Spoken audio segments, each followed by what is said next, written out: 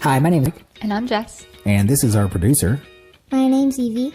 And you're watching the Delta Genesis Director's Cut. We're going to be talking about all the kids that we work with, all the breakthroughs, all the regression, all the hard stuff, all the great stuff.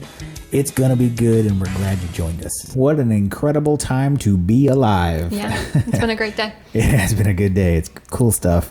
We'll jump right in here. I know we've got a few kids that are starting program today, and so we want to kind of go through some of the stuff that's brought them to Delta Genesis, and also some really kind of cool stuff built in there. Yeah. So I think it's great to be able to start with this family just from day one. You know, what are the symptoms that they're dealing with? Obviously, they haven't been doing this for more than a day, so we don't have a lot of change to talk about, but, we'll be seeing some here in the near future. So we've got 3 kiddos that are all kind of starting at the same time. We've got D, who is 6. We've got L, who is 10. And then they have a little brother that we're going to call Y. And he's only 3. So D and L are starting full brain integration training. They actually came to one of our workshops in Highland a few months ago. They had started doing some of the home program stuff, but just got kind of too much with school and everything. So now during quarantine, Mom decided to pick everything back up. So L and D are doing full brain integration training, and then Y is working on just doing some primitive stuff at home based on what they learned in the workshop, just so they can get him kind of at a higher functioning point before we bring him into brain integration training. So I just wanted to fill you guys in on what symptoms that they're dealing with now, so as they get through program, we can talk about the changes that they're seeing, and you can kind of track them along their entire journey. Okay? So we're going to start with Miss D. She is, again, 6, like I said. Some of the symptoms that they are seeing with her, their big 4, were her lack of attention and focus, her impulsivity, her lack of emotional regulation, and she's got really poor fine motor skills. Okay. So like we do with all of our families, I hate this thing. Like we do with all of our families, I had them rank each one of those goals on a scale from 0 to 10. So 0 is that problem doesn't really exist, and 10 is, oh my goodness, that cannot possibly get any worse. So they ranked attention and focus. Dad gave it a 5, Mom gave it a 7.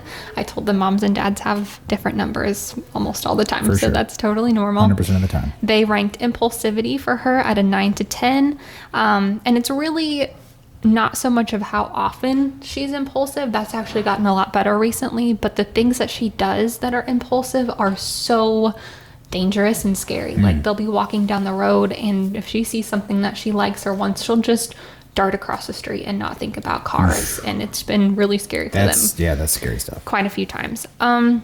Her emotional regulation, or lack thereof, they ranked at a 4 to 6, and then her fine motor skills, they ranked at an 8. She struggles to even write her name legibly quite often, and she's 6. Some of the other things she is dealing with, she's got restless leg syndrome, but it's for kids, and Mom told me the name of it this morning, but I forgot what it's called. But it's essentially like the kid version of having restless leg syndrome. She twitches around a lot in her sleep. She's very defiant, very impulsive. She's so impulsive that she'll just randomly scream, not because she's angry, not because someone's bothering her. She'll just be sitting there doing something, and she just has a need to make a noise. So she'll just scream sometimes. She used to have a really high pain tolerance. Some sensory stimulation used to kind of help her calm down a little bit. They would do dry brushing and stuff, but that's not really been working anymore. Her impulsivity gets a lot worse when she's tired or stressed or overstimulated, like in a big crowd. She's been on melatonin for years, and this was a really cool thing. So they were doing the exercises at home since quarantine started. Mom has been doing them for, how long has it been? Month and a half now since we've been doing this. So based on the symptoms, some of the symptoms that Mom had described to me previously about D, it sounded to me like she might have a left brain delay. We know now that she has a right brain delay, but just when we were talking about symptoms, I said start on some left brain stimulation. If things get weird, if you see her get more emotionally reactive, let me know, because it might be the wrong side. We just don't know until we do a complete assessment. For some of our viewers, I can hear the questions already. You're saying you thought it was a left brain delay, but then it was really a right brain delay. And how can you have that confusion? I think it's a good opportunity to talk about that too. Yeah, it's a great opportunity, and it's a good thing it's a good question, and it's a good thing to talk about. Yeah. When we look at symptoms of any problem, whether it's a biological problem, a physiological problem, a chemical problem, you want to measure what you're actually dealing with, right? So if you say, man, I just do not feel good. I've got chest congestion, a fever, I feel really sick and weak. I mean, this is very relevant right now. You got people that are going, oh, well, it's probably just the flu. It's COVID-19, right? Or they go, oh my gosh, I've got COVID-19, and it's just a flu. I say just a flu. Flu kills more people than COVID does, but I'm not supposed to talk about that. Go there. The point is, you can't go on the symptoms, right? You've got to do a test. And so if you just take the symptoms and you try and move from there, you can be wrong. And so what happens is sometimes, if a child's not been assessed with us and we don't have any measurements, what ends up happening is we make a determination based on the symptoms because we don't have a choice. We say, try this. Now, good news is when you're doing brain-based functional movements, you can't hurt someone. You can't make the brain worse. You can't make the symptoms worse long-term. You can make them exacerbate a little bit. And that's what happened. Is we targeted the symptoms of the hemisphere based on what we thought based on the symptoms. And then we find out from an assessment that it's actually a functional weakness on the right hemisphere. And the symptoms just are presenting in a way that kind of looks like it's the left hemisphere, which is a common thing because symptoms don't tell the truth. So mom is a rock star. She has got all of her kids on like 20,000 different supplements, and she just does so much to make sure that she's given her all to her kids. So they had figured out some kind of supplement regimen where it was some kind of magnesium. It was like the wrong kind of magnesium and too much iron. So they switched it to a different kind of magnesium. And all of a sudden she didn't need her melatonin anymore, which was great. And then they started doing exercises, stimulating the left hemisphere. And all of a sudden she got very emotional, very angry. She was fighting with everybody all the time, and she had to go back on her melatonin. So we did the assessment, and before they even left from the assessment, I walked up to mom and I said, we need to switch her to the right hemisphere. If you do another set of exercises tonight, go back to the right side of the brain. And she did, and she went to sleep without melatonin that night. So it was just like instantaneous. Wow. We can see the effect of what she's doing. Yeah. Love that. What else? Great job, Mom. They have done, she was exploding in anger, screaming, saying things like, I hate you, I don't want to live, which is scary, but it's also something that they think she probably picked up from her brother, which is another story. She struggles a little bit socially. Mom said she just kind of doesn't get it socially, which is what we hear a lot. She's a little bossy, not great gross motor skills, poor balance. You have to repeat yourself a couple times to get her attention, a lot of defiance. Kind of jumpy, not very fidgety. So yeah, I've got a long list of stuff that she was dealing with. So we're going to be working on, the point of this is for you guys, we're going to be working on those, the functions that underlie those symptoms. And so as we change those functions, we're going to start to see those things change and decrease and eventually disappear. Yep. And we may only have 90% success. I'll take that. Nobody's 100% perfect, right? So we're not, that's an important point, I think. We're not aiming for someone to be 100% a perfect person, because that is a measurement, as a qualitative measurement of something that doesn't actually exist. And so what are we looking for? We're looking for these symptoms to be decreased to the point where they don't interfere with life, right? So we're not targeting labels. We're not trying to say, oh, this kid had ADHD or has ADHD and now they're cured. We don't want to use any of that language. We don't want to couch any of this or frame any of this in the same language that we use for medical terminology, because this is not a medical type of problem. It's a functional problem. Very important to understand that for several reasons. And you can probably do the math on that. But that's our goal. We want to see these things change, and we want to keep you guys updated as things change and progress. Because it's good for your soul. It's good for your soul. It's good for our soul I think, to be able to get this out and talk about it. We do this anyway. And so, having you guys, kind of be in this conversation, it's kind of like if you guys are just sitting in a meeting that we would be having anyway. And I know I've said that before. I'll keep saying it because I know we get new viewers. Yep. And I just want to kind of give you a little recap on why we're doing what we're doing here. Yeah. So Dee's brother, Elle, who is 10 years old, he is dealing mostly with rage, anxiety, and he's got a lot of immune issues. So he has these like rage outbursts multiple times a day. Oh my gosh. Every single day, where he just loses his mind. And he's the one the mom and dad are most concerned about when he says things like, I want to die. I talked to mom and she said, I'm genuinely worried that one day he might try, just because he's got so much anxiety, he's got so much OCD stuff, and he's just unhappy all the time. And on top of that, he was getting bullied in school, super guarded kid, and he started like beating his head when he gets mad. He's no diagnosis, but every time he gets angry, he'll just start kind of hitting himself in the head like this. So he's having a hard time right now. I'm excited to see him start turning around. As bad as that list sounds, knowing that list is going to change drastically.